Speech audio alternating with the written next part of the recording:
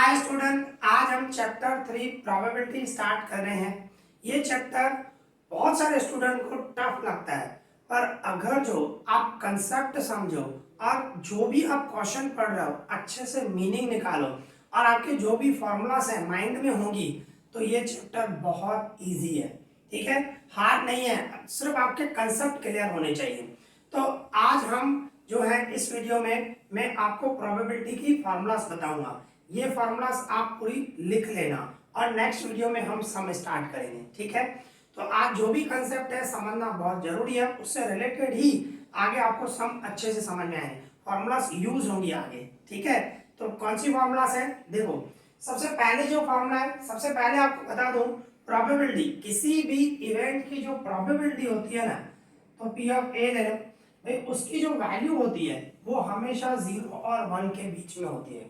मतलब कभी भी प्रोबेबिलिटी 0 से कम मतलब माइनस में कभी नहीं आएगी भाई। अगर जो आपको ऐसा हो P of A equals to -0.15, तो ये रॉन्ग है। प्रोबेबिलिटी कभी भी माइनस में नहीं आती है। और दूसरा, ग्रेटर देन 1 नहीं आएगी कंपल्सरी। देखो जैसे कि मैं बोलूं P of A equals to 3/2, ये भी रॉन्ग है। 3/2 इसको अगर जो पॉइंट में कन्वर्ट करो तो 1.5 होता है। 1.5 मतलब ग्रेटर देन 1 हो गया, तो ये भी आपका रॉन्ग है। कंपल्सरी किसी भी इवेंट की जो प्रोबेबिलिटी निकालोगे वो 0 और 1 के बीच में होनी चाहिए, ये ध्यान रखना। ठीक है, कंपल्सरी। तो अभी हम फार्मूला स्टार्ट कर रहे हैं। देखो सबसे जो पहली फार्मूला है, सिंपल पता ही होगा भाई। First number formula P of A, किसी भी इवेंट की जो प्रोबेबिलिटी होती है उसकी फार्मूला आती है m/n। m मतलब फेवरेबल आउटकम और n मतलब टोटल आउटकम। ठीक है, favourable outcome divide total outcome, ये फॉर्मूला।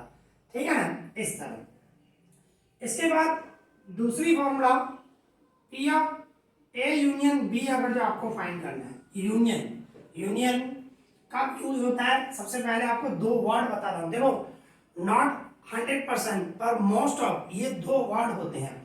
एक तो होता है वर्ड, मैं यहाँ पे लिख देता हूँ, एक वर्ड है ना और दूसरा वर्ड एटलीस्ट।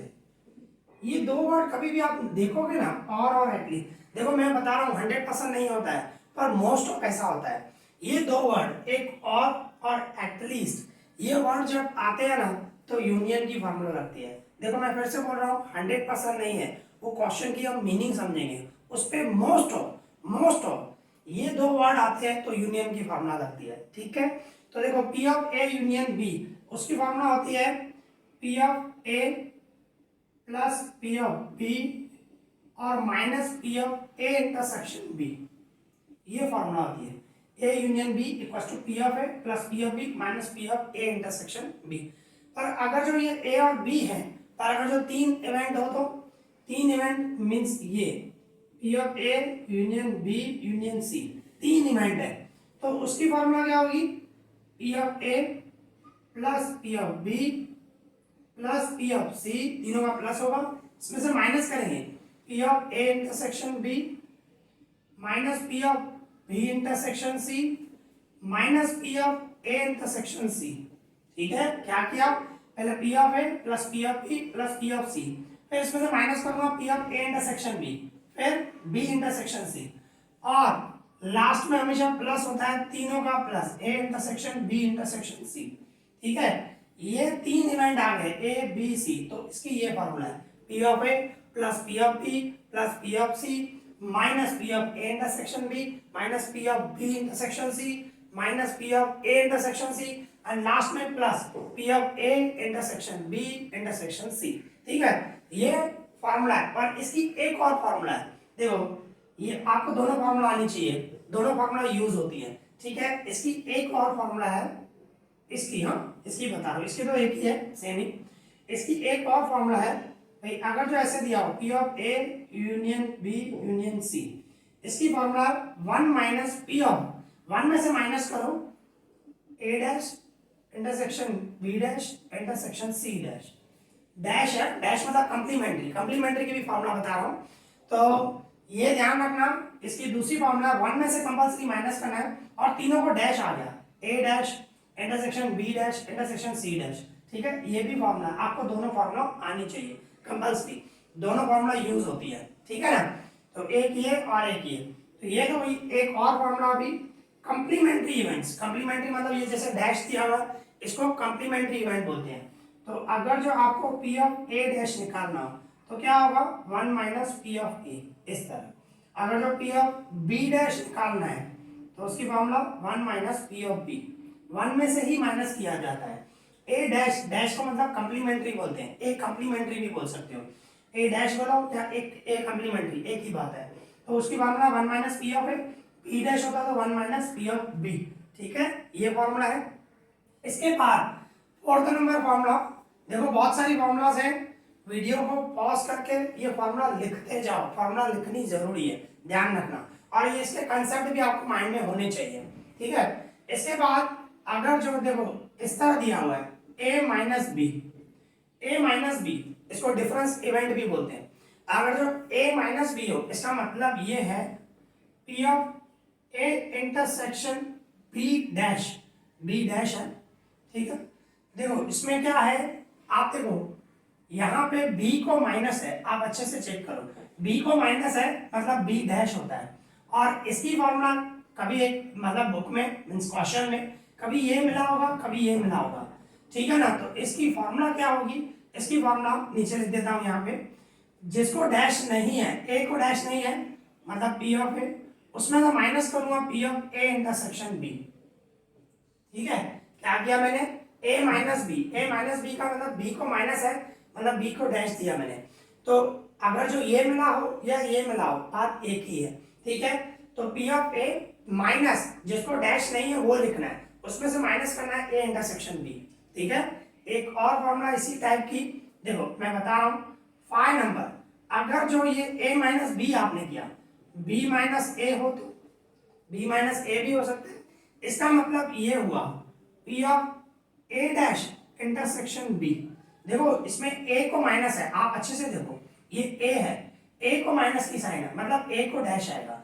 तो अगर जो ये मिला हो या ये मिला हो, इसकी फॉर्मूला क्या होगी, जिसको डैश नहीं है, b को डैश नहीं है तो p ऑफ b, b आएगा, या तो बोल सकते हो b को माइनस नहीं है, जिसको डैश नहीं है वो लिखेंगे माइनस, इसमें से माइनस करना है a इंटरसेक्शन b, ठीक है। इसमें देखो b को डैश नहीं तो p ऑफ b लिखा और a इंटरसेक्शन b, इसमें देखो b को मतलब a को डैश नहीं था तो a में से इंटरसेक्शन b।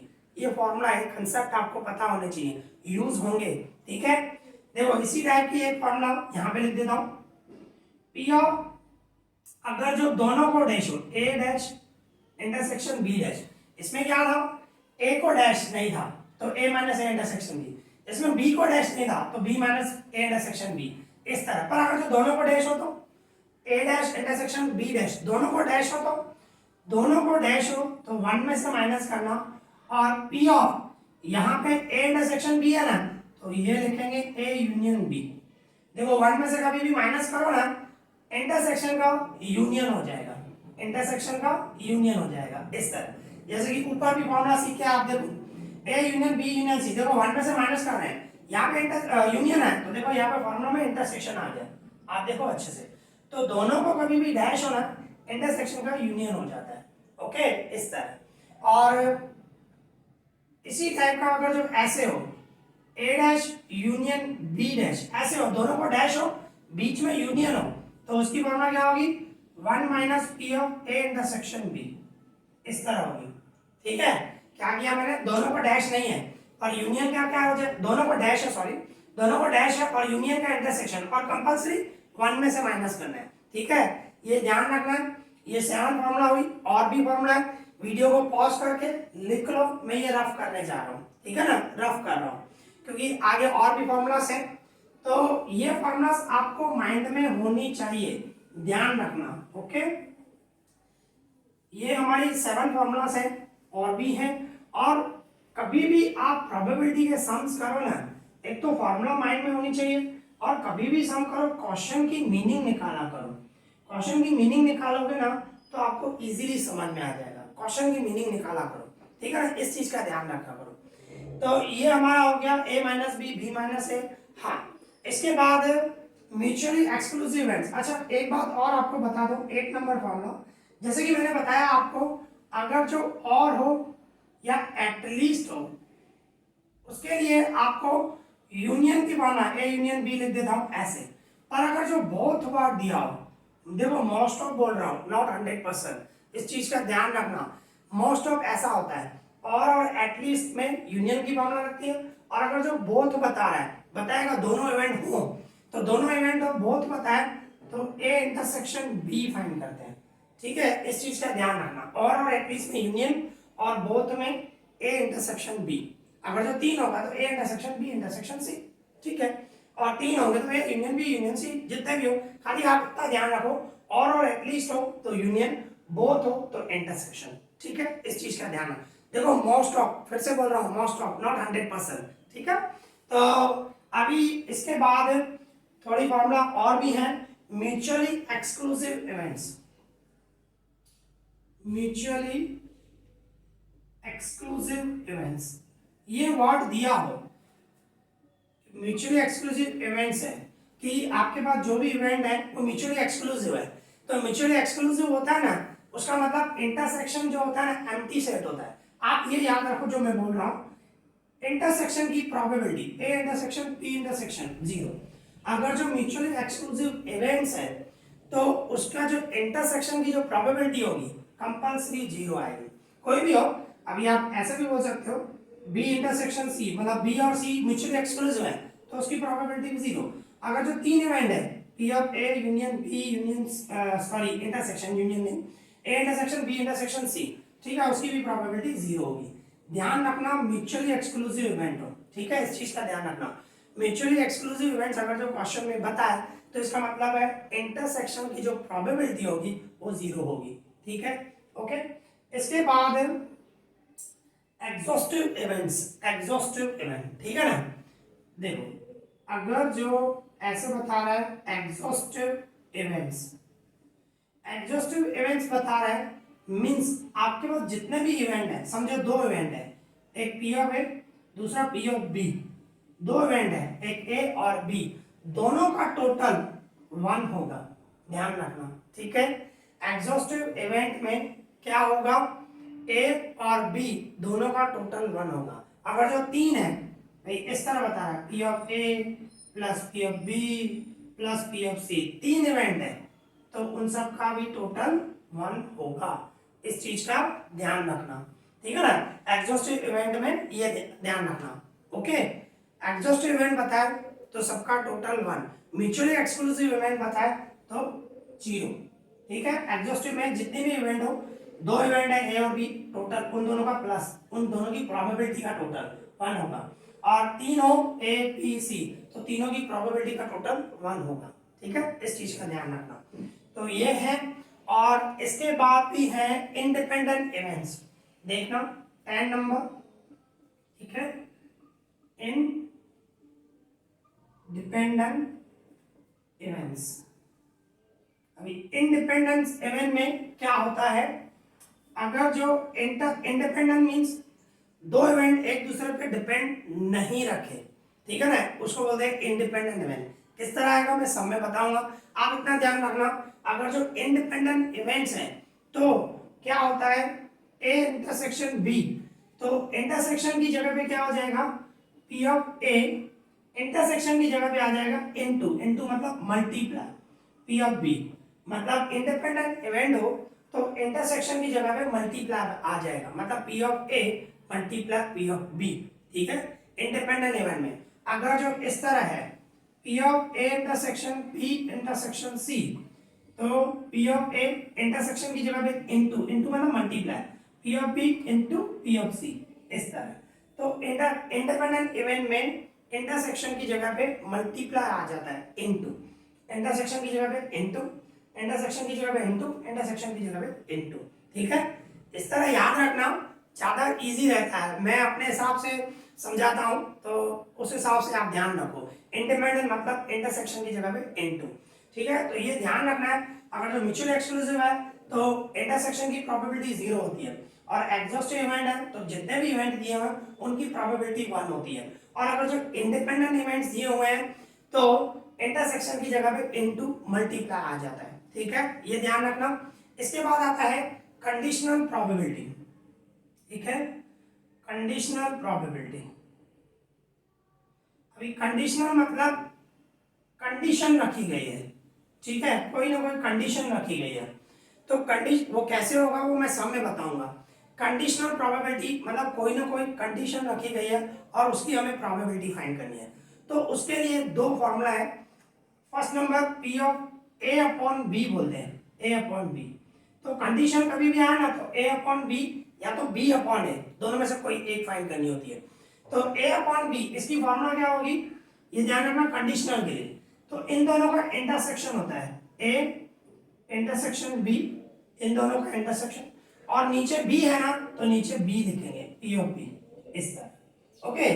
और अगर जो उल्टा करना हो P of B upon A, P of B upon A, तो ऊपर दोनों का इंटरसेक्शन ही होगा, ए इंटरसेक्शन बी, और नीचे क्या है ए है तो पी ऑफ ए लिखा जाएगा, ठीक है, इस तरह, ओके। क्या किया मैंने, ऊपर इंटरसेक्शन कंडीशनल प्रोबेबिलिटी में क्या होगा, ए और बी दो इवेंट है, दोनों का इंटरसेक्शन होगा, नीचे बी है तो बी की प्रोबेबिलिटी। इसी तरह बी अपॉन ए है तो बी अपॉन है तो बी इंटरसेक्शन ए बोलो या ए इंटरसेक्शन बी बोलो, एक ही बात है। तो मैंने लिखा है ए इंटरसेक्शन बी, और नीचे ए है तो आपको ए लिखना है, ठीक है, इस चीज का ध्यान रखना है, ओके।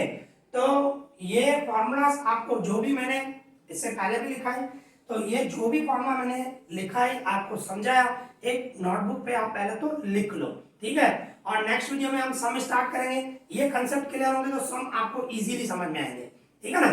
तो अभी हम नेक्स्ट वीडियो में सम करेंगे, इस वीडियो में इतना ही, थैंक यू।